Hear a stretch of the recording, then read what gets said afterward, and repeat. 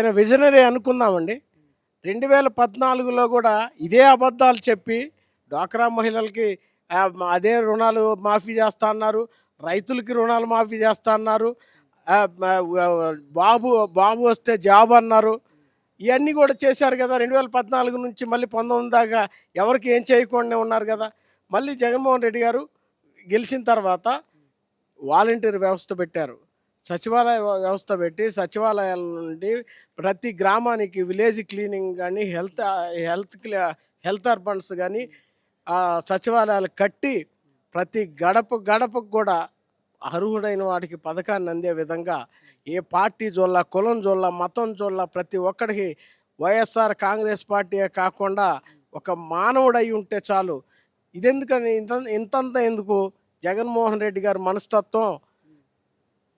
పవన్ కళ్యాణ్ గారు జగన్మోహన్ రెడ్డి గారికి రాయి తగిలితే తనంతటికి తాను ఎంచుకున్నాడని ప్రగల్భాలు పలికి పేపర్లలో వాటిలో వీటిల్లో దుష్ప్రచారం చేశారు. ఇదే పవన్ కళ్యాణ్ గారికి ఆరోగ్యం బాగోకపోతే త్వరగా కోలుకోవాలని దేవుడికి ప్రార్థనలు చేసినటువంటి జగన్మోహన్ రెడ్డి గారు మానవ సేవే మాధవ సేవ అనే దృక్పథంతో ఆయన నడుస్తూ ఉన్నారు.